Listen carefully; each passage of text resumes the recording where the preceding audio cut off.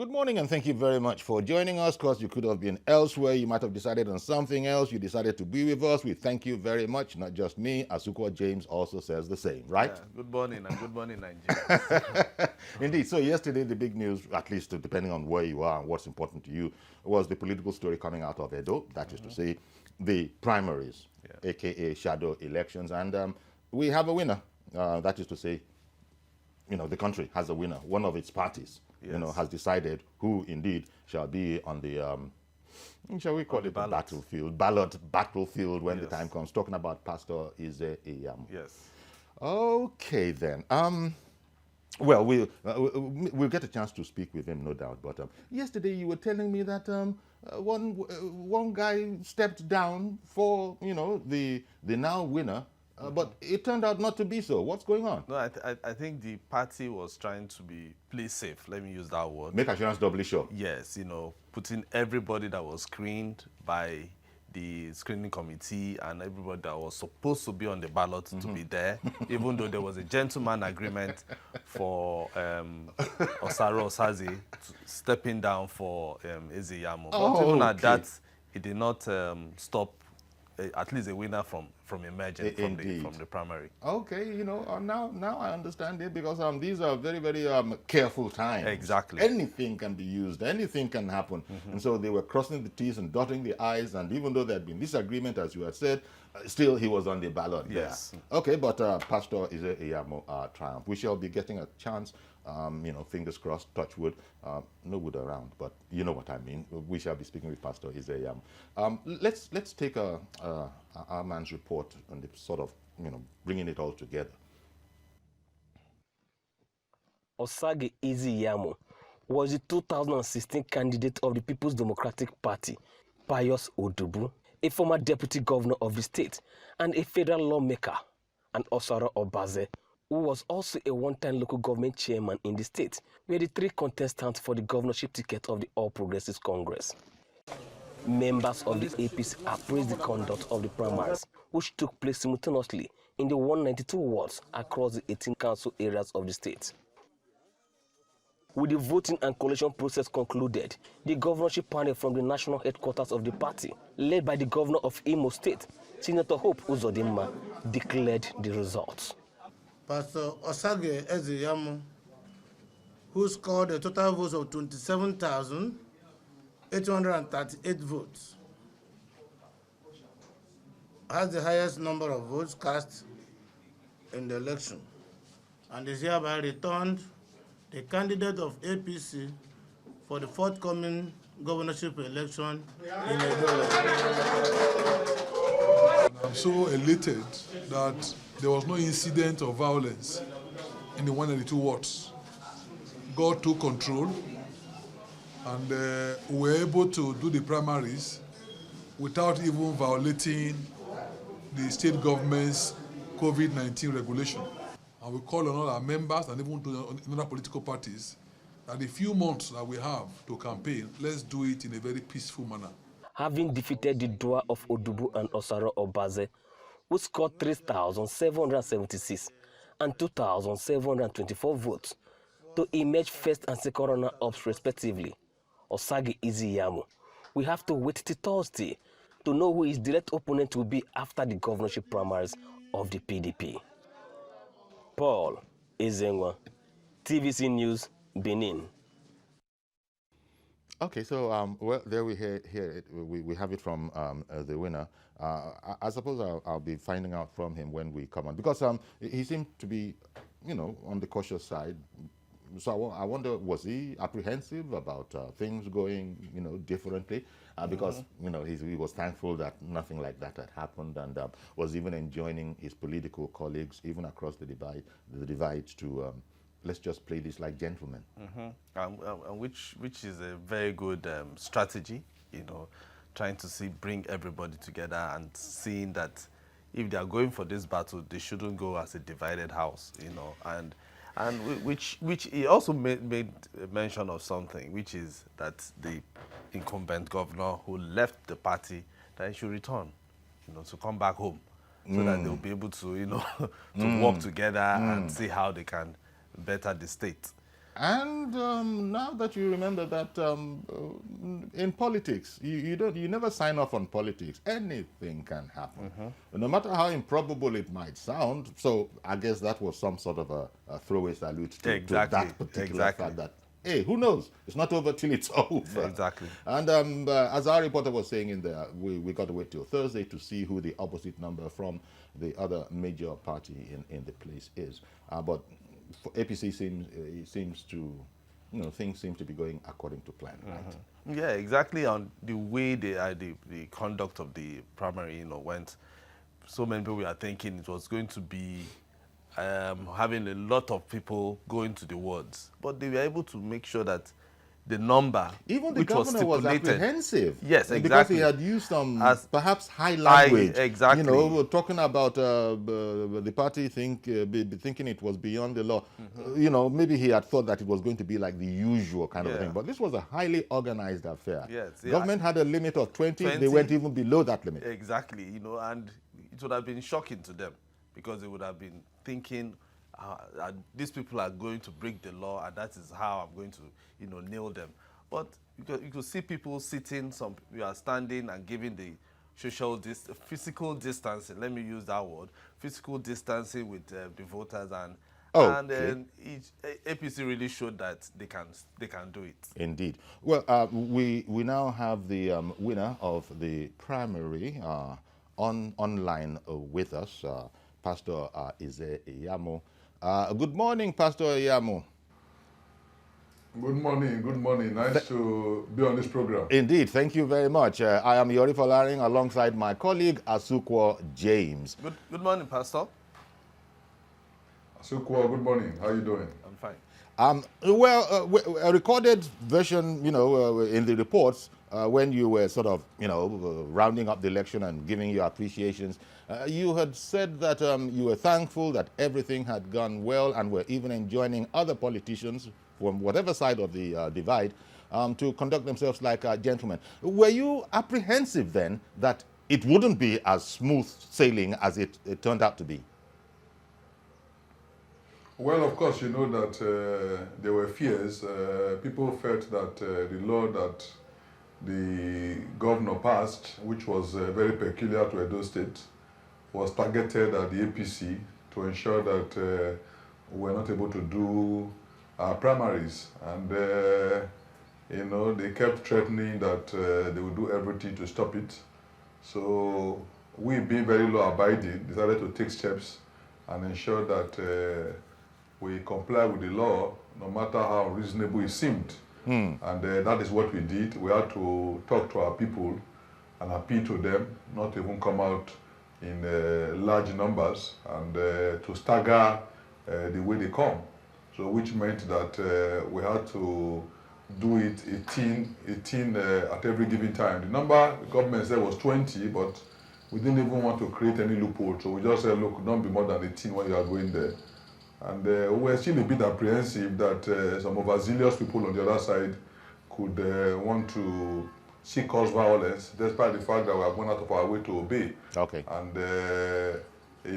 we had to also inform the police and the SSS that we have done everything within the so-called law to ensure compliance. Okay. And we hope that there will be no violence. And of course, to the glory of God, everything went smoothly. Okay. In the 192 wards in the state, there was no single incident of violence.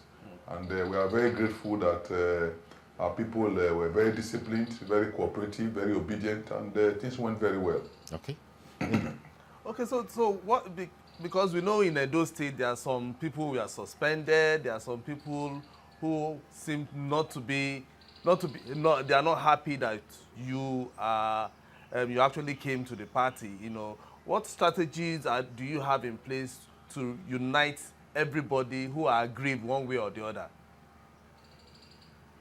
Well, I'll tell you this, overwhelming majority of the party members are fully with us, and they were well presented yesterday.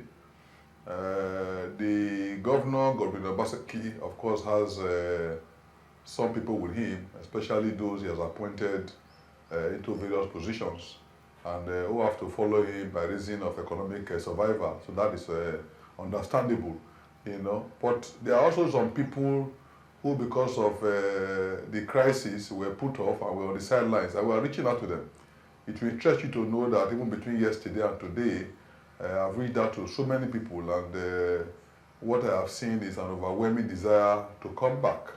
And I also here again appeal to all our members, including those who were supposed to be with him, to return back, because APC is their home. Edo is an APC state, and they will certainly win the election.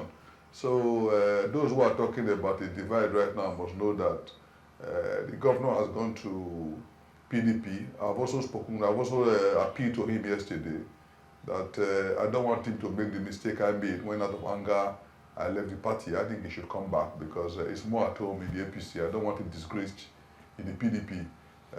Where he's going, there's certainly no road there, and I have no doubt in my mind that if we do the elections 2, 3, 4 times, APC will win overwhelmingly. So many people are coming back, and I'm optimistic that before September 19th, we're going to have overwhelming presence everywhere in the state. So are you reaching out to people? How are you going to do? Because, you know, with the COVID in place, there won't be campaigns, as in large gatherings and all. So what are you putting in place? I mean, your team, to make sure that your campaign goes on without issues? I'll tell you the truth. We've always believed in grassroots mobilization. The big rallies you normally see us do are more or less just political fanfares. We believe in door to door. We believe in street to street. We believe in going from unit to unit. And I can assure you that we started putting everything in place. And in the next few days, you see our people moving from house to house, door to door. And we are very familiar with the terrain. We know our people very well, and they know us. So I can assure you that we don't need huge rallies to be able to communicate to our people. And of course, the press will certainly be doing a great job in this process. This election too is going to be a lot more media. So we need to use the media outreach to reach people that we cannot talk to physically, reach them in their homes. So through television, through radio, through the social media, we'll be able to also bridge the distance. But I can assure you that we are very used to the terrain, and we are going to reach our people. In fact, this election might even bring a bigger turnout than the previous election, because in previous elections sometimes we get lazy after doing big rallies, and we now neglect doing the face-to-face rallies that are very necessary. But because we are not going to do big rallies this time, we are going to have to concentrate on meeting people one-on-one, and I think that is going to bring out a huge turnout of voters. Yeah, Godfatherism is a major issue, particularly in politics and especially Edo State. So who is your godfather? God is my godfather. I think that the governor tried to play that issue. In fact, the reality is that the governor wanted Adams Oshiomhole to be a godfather the second time to him, because the first time, really, Kogi practically did everything for him. He was the one who forced him down the party to get nomination. He was the one who was campaigning for him. If you look at the clips of the 2016 campaign, you will see that where Asa was speaking everywhere, Godwin Obaseki never spoke. It was the governor who spoke, and every time they gave him the microphone, he would just mumble some few words. So he used Adams Oshiomhole as a godfather. And maybe the second time now, because Kogi, Oshiomhole was not ready to play that role, after being lambasted by the party leaders for bringing somebody that they cannot relate with, and he had to now say, let me retreat, then they began to talk about godfatherism. I tell people, when you are saying that the issue in Edo is godfatherism, then what is the problem between the godfather and the godson? I'm happy that Godwin Obaseki has never said that Adams Oshiomhole asked him for money and he didn't give him, or he asked him for a certain number of appointments he didn't give him. Nothing like that. So when you cannot even say the area of disagreement, it means that's not the issue. And for the party leadership, are they all trying to be your godfathers? No. I believe the problem is that the governor, mismanaged the opportunity he had to be governor, and they have not done well in governance. That is just the truth. People say that, when you talk about him, you are not talking about whether he didn't do well. He has not done well. Take security, for example. I know that before he came in, the monthly security vote was 500 million. He jacked it up, used the House of Assembly that's not properly constituted to, move that thing up from 6 billion a year to over 7.5 billion, which means that every year, every month, he gets over 600 million. Okay. How much does he give the police? Okay, 10 million. But Pastor, and that is why you see the insecurity that we see in the state, kidnapping, killings. Pastor, I think you've started. I think you've started your campaign already, Pastor. Pastor, you can't start the campaign yet. you can't start the campaign yet because I was under the impression. I'm sorry. I was under. No, it's not. I'm not campaigning. It's not campaigning because the Obasanjo is not yet the candidate. I'm a candidate. He's not the candidate. Yeah, but you were beginning to criticize government. Yeah, but you're. Okay. Indeed. He has to get the nomination. Of any party before he can become a candidate. I'm a candidate. Okay, he's aspiring to be a candidate. There's a lot of difference. Okay, but I'm not campaigning against him. But I was under the. I must talk about the government of the day. But I was under the impression, Pastor. Nothing is happening. Industries, nothing is happening. Job employment, nothing is happening. So how can you say that I was satisfied with his performance? I'm not satisfied. He has not done well. You have spent 2.5 years fighting and fighting and fighting. Is that why you were voted for? Is that why people said you should become governor? No. And you cannot give us the excuse that you spent all the time fighting imaginary godfathers. That's an excuse that people will not take. Pastor, Pastor. Thank you. I'm sorry. Pastor. I'm sorry. Because my apologies. Okay, sir. Thank you very much. Because we haven't gotten to that stage yet. Yes, I wanted to limit myself. No, I'm sorry. Oh, no problem. I wanted to limit myself to the elections yesterday. You're emerging victorious, and I was under the impression until a few seconds ago that, quite frankly, you were cool with everybody. And when you said that you had even reached out to him to consider returning to the party. I don't know that all that you said in the last few seconds will further encourage him to accede to that call. Was that sort of just public speaking, or did you actually pick up the phone and speak with him as a political? No. You see, I've tried to call him a couple of times. Okay. Unfortunately, he never picks up the phone. It wasn't like that in the past, but. When I came back, I don't know. That was another dig. That was another dig, Pastor. I call him, he doesn't pick up. Okay. But yesterday, I felt that I needed to talk to him to come back. Number one, I don't even like the impression to be created that my entrance into the APC drove him out of APC. I don't want that kind of conception, to be there at all. People will do what they have to do. I've been in PDP before, and I can tell you that, going down there is not going to meet the kind of reception he thinks he's going to meet. So you didn't have a good time. You didn't have a good time in PDP at all, is what you're saying. You didn't have a good time at all in PDP. No, you see, no. I said the kind of reception. Okay. The kind of reception. I listened to him some days ago. You're just entering the party, and the first thing you are declaring is that you are the leader of the party. I have friends in PDP, and they told me that didn't go down well with them. That statement alone confirms the problem you had with those in the APC. You have just come in. Even if the constitution says, as a governor, you are a leader, must you, just lord it out in such a brazen manner? You are coming, you are looking for something. You have not even settled in.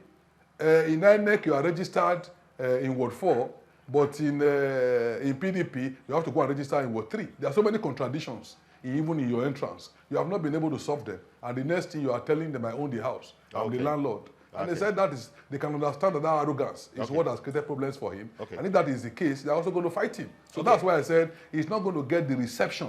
Because in APC, it was more or less, pushed down the throat of the party leaders by coming as a showman who used his goodwill to ensure that everybody accepted him. But Pastor, you are the man of the moment. In PDP, Pastor, you are the man of the moment. You are the man of the moment. You have emerged victorious. You have become the flag bearer for APC.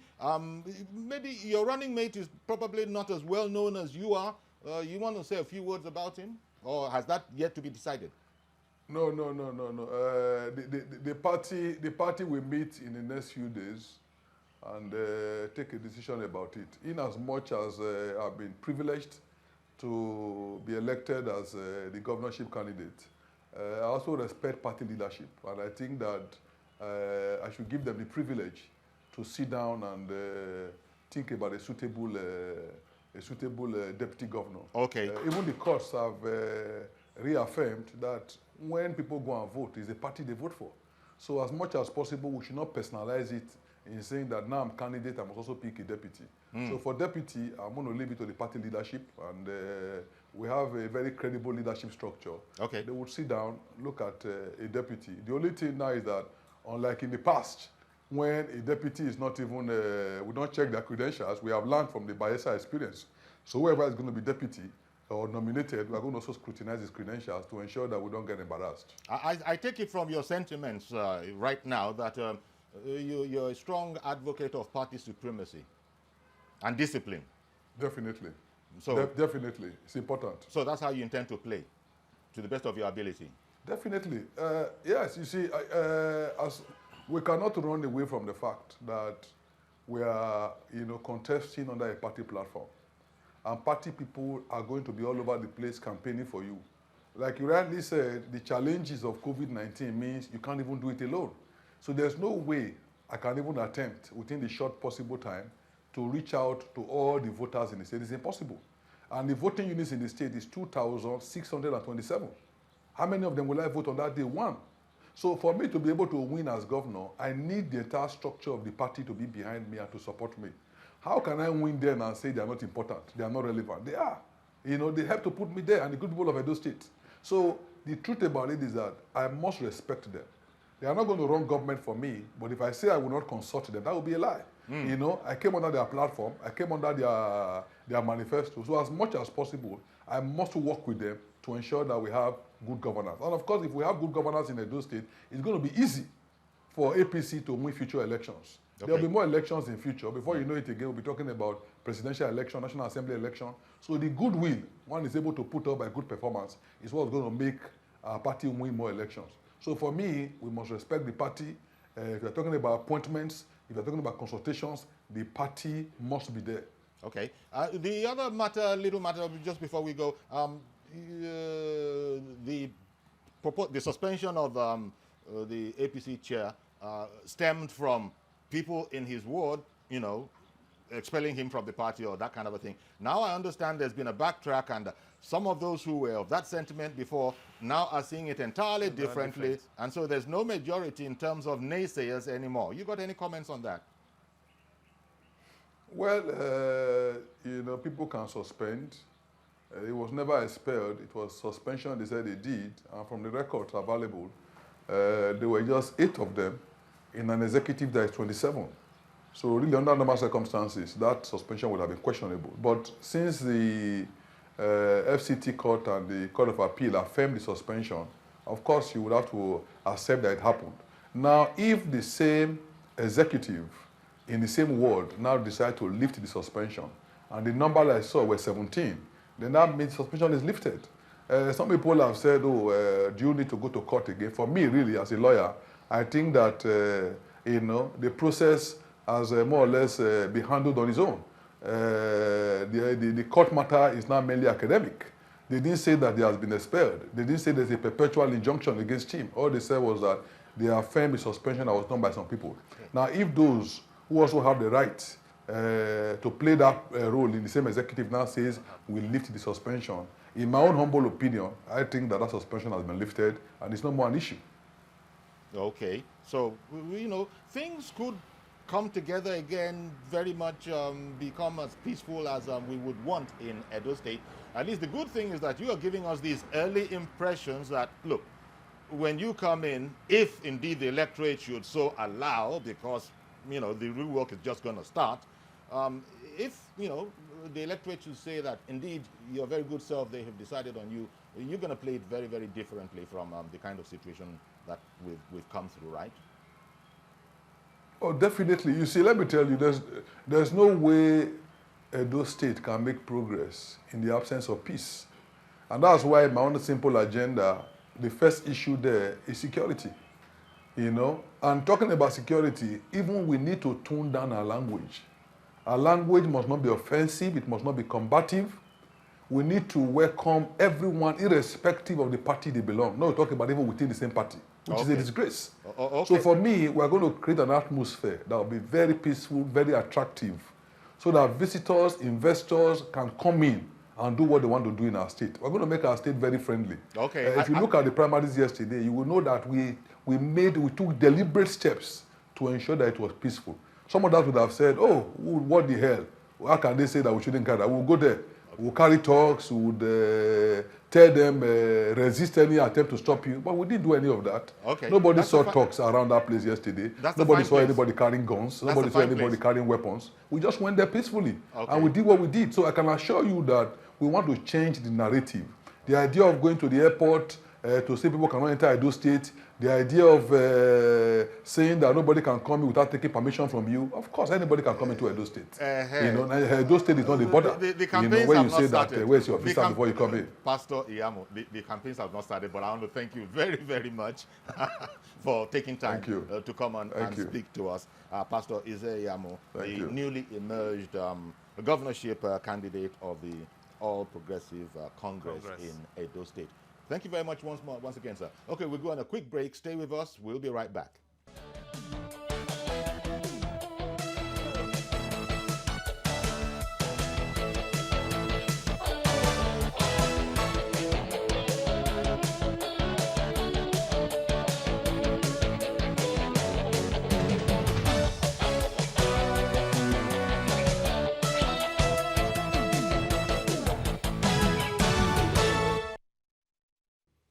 Okay, welcome back. And indeed, we do apologize. We were away for longer than we wanted to be, but here we are now. The other thing that we would have liked to talk about, all other things being equal, is a story that goes back to, I think, about a few weeks ago, talking about Kogi and the election there. Yes. Governor Yahaya Bello is the governor in there. But, you know, the opposition party there didn't agree, took exception, and so they went to election petition tribunal. And they handed down their decision that indeed Governor Bello was duly returned, was duly elected. But it was a split decision. 3 justices, and the score was 2-1, 2 in favor, 1 dissenting. We would have liked to, if all things had been going the way we wanted them today, would have liked to hear from an expert as to why was it that so complex that there couldn't be a unanimous kind of a decision. But we're still working on that. But in the meantime, what are the issues, the way, from the news point of view? The issue was the split judgment, whereby one of the justices actually took the reports.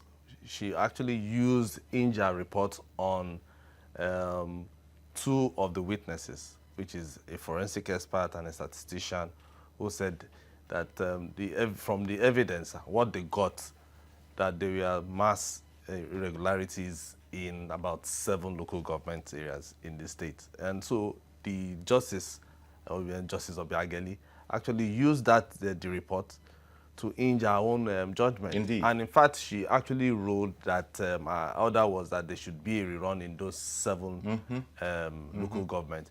But you know, if it's 2-1, yes, the majority will always have its way. Those same reports were also available to their other lordships. Yes. But as happens in law, it depends on what and how much the judge believes. So clearly, Justice Obiageli, you know, did indeed believe, you know, the submissions, but perhaps they had a harder time persuading their other lordships that the matter was so. And so this is how opinion comes down to it, because the evidence presented. But we would have liked to hear it. We had lined up an expert. We still might be able to hear 1 or 2 words from him, but so far it's tough. But that is the lie of the ground, and that is what Governor Bello will have to be responding to, no doubt. Right? Yeah, because we would have loved an expert to come, indeed, you know, to explain why the other 2 justices decided to give Governor Bello the victory, you know, for him to go ahead and become the governor. Because we know that the PDP, they've decided that now they have to, for them to claim victory, they are going to the Court of Appeal, which they've already appealed the judgment. Yeah, we would have liked to hear about it, because you know, it's a very highly specialized field, expert, you know, We are talking from the perspective of, okay, this is what happened in the court. Yeah, I think and that should be emphasized because, because and that should be underlined exactly, and emphasized in all sorts of ways. This is just so we cannot read the mind of the justices. Exactly. So the only thing is this is what they said. Exactly. But you know, when people present to courts, the lawyers will probably say this a lot better. But when parties to issue present to the court, you're really trying to persuade the judge, of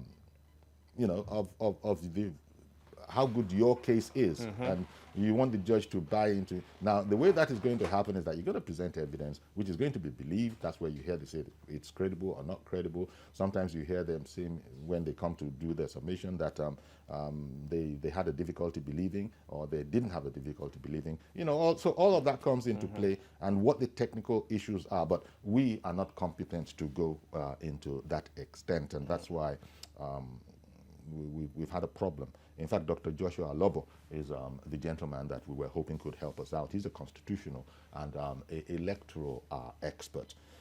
So that's how it can go in law when you go to election and all these electoral matters. Now, in Edo, where we started from, they're far way away from this stage, because we're just beginning to understand. We started with Edo. We're beginning to understand who the contestants shall actually be. At the top of the program, we were speaking with Pastor Ize-Iyamu, and we need another 2 days or so, Thursday, before the opposition party in Edo State comes to say that, look, this is their flag bearer. There are ideas that the current governor in Edo State might well be the flag bearer of the PDP. But I guess, is that still a matter of conversation? Are they still talking about it? There was a court ruling yesterday from Port Harcourt, from one of the contestants, and the court restrained the governor from participating. But the governor says he has up till tomorrow, because there will be accelerated hearing of the case tomorrow if he has a chance of participating in that primary. And really, these are really tough times for the governor. And there are also reports that not everybody is as welcoming in the PDP. Yes, one of the contestants, one of the aspirants, Kenneth Masogbo, he has been saying he will not step down for the governor, no matter what. That he has been in the party for more than 16 years, and he will not wait for anybody to come and run short over him. And so it's going to be a very tough battle. Don't forget that PDP, they are actually, their own primary is going to be indirect primaries. So the delegates, how all of them will get the delegates to go to the stadium on Thursday is what everybody is supposed to be thinking about now. The governor is new. I'm very sure his men are also reaching out to all the delegates. By now, they should have had all the delegates who they want to, lobby to vote for the governor on Thursday, and the other candidates too, and the other aspirants too. Well, again, it goes back to, one doesn't want to compare and contrast, but still both of them belong to us. Both parties belong to Nigeria, so we can talk about. But we have other parties too, and other parties. But we're talking about party discipline and supremacy of party of the party's position and all of that. I wonder how well that will play out over in PDP. Does it depend on how many people are welcoming? Alhaji Atiku Abubakar, former vice president, I saw a news report where he was welcoming Obaseki, the Edo State governor, to the party. No, see, let me tell you, anybody that is like a renegade to another party will always be welcomed by another party. That is how politics is about. So Atiku Abubakar welcomed Obaseki. Saraki also welcomed them. These are people that were in the other side. They were on the other side before, but they are now here. And that's the way they also probably welcomed Pastor Ize-Iyamu. Exactly. They welcomed Pastor Ize-Iyamu some time back. Yes, 4 years ago. So it's the same thing. So it is left for Nigerians to always know what to do when it comes to, but the big choosing who they really want to. But the big difference in approaches, as you seem to be pointing out, is that whereas APC, they went through direct primaries, that is, every card-carrying member of the Member of party, that party. come out and participate in this whole exercise. The plan for now, not for now, you have to announce in advance what your plan is going to be. They're going the way of indirect primaries. Yes, the PDP. That's PDP. what they are doing. That is what they told INEC they want to adopt. I guess they can't So do anything INEC else. actually brought out a list of all the parties and the mode of electing their candidates.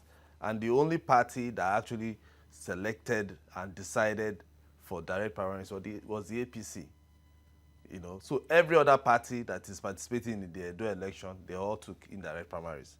So, so it's going to be, I don't know how the PDP, you know, would want to conduct their own indirect primaries. Definitely, it's going to be. Well, it's going. I'm not sure they are going to Is go it- ahead is- with the consensus. It's probably the Because way, it's that consensus that is causing the problem. it's probably the way a lot of people were saying that they didn't quite know how APC was going to conduct direct primaries in these times. Exactly. You know, but you know, all those people that Professor Tunde Samuel used to tell us about, philosopher thinkings within the APC, they probably got their heads together and they worked it out, and we all saw how it went. It went tidily, you know, by most accounts, if not all accounts. And so we'll see what the PDP has to come up with, because they are not going. Arguably, it's a bit more difficult with direct primaries, arguably, right? Because that involves a whole lot more people Exactly. than the indirect primaries. Yes. And then again, in the past, we've been used to consensus, you know, consensus. Everybody say aye, is it nay? But these are different times in Edo State, and it's unlikely to go like that. In fact, in the light of what you've just been telling me, it's going to be bitterly contested. Yes, even if it's going to be consensus, all the aspirants they have to agree to having a consensus Without any dissenting voice? Exactly, they have to agree. So if there's any dissenting, it becomes a problem. That is where INEC would, you know, have to step in, and the courts would, you know. So what would then happen, theoretically, just to ask the technical question? Governor Obaseki's plan is that he will indeed be holding the flag for PDP. What would happen if, because it isn't a done deal yet, so what would then happen if it didn't work out that way and PDP decided that all other things considered, it's a lot more pragmatic for us to go with a candidate apart from Governor Obaseki, seeing as Governor Obaseki has arrived to the race quite late. And that, I think, is the very premise of some PDP members, reportedly, that, no, you can't do that. I've been building this for months, for years. You know, I've been nursing this for years. You can't come and scuttle it all. How good that argument is will depend really on the the leaders of the PDP, right? It's going to be very tough, you know. If it would be sad if Governor Obaseki does not get the ticket, you know. But how Because about those what we people want- how about what those we people that have want- been nursing this ambition for the past 4 years, that have been planning it for the past 4 Yeah, years? but you know, I think Nigerians are looking for a solid battle. You know, Okay. it's just like El Clasico. You know, we always want to see Barcelona and Real Madrid play. Okay. You know, so and that is what they want to see come September. So that's 17th. what they want to see. Yeah, exactly. And, so and, you and the shouldn't. contestants that have been practicing, that have been doing road running from 4 years ago, 3 years No, ago. It's just like, you know, when you are playing Champions League, there's a team from England that we always watch. It can be Man U, it can be Arsenal, it can be, and they are topping the league. But once it comes to the, what is it called, Champions League, when they meet the likes of Barcelona or Real Madrid, we all know who wins most times, you know. So it's almost like that. So you can be Arsenal or you can be Man U somewhere, but when the real thing comes, you might not win. I'm sure most Nigerians, I'm sure 95% of Nigerians understood you, them being football fanatics, you know, so they understood what you were saying. But Governor Obaseki would be fighting for his political life. Exactly, like it seems. right He really now, is because fighting for his political life right now. Exactly. I just There are those who are wish- talking about him, you know, walking into oblivion, quite frankly. But No, even you in the never papers, can tell. You even- never can tell. Yes, even in the papers, they are all saying, not writing him off per se, you know.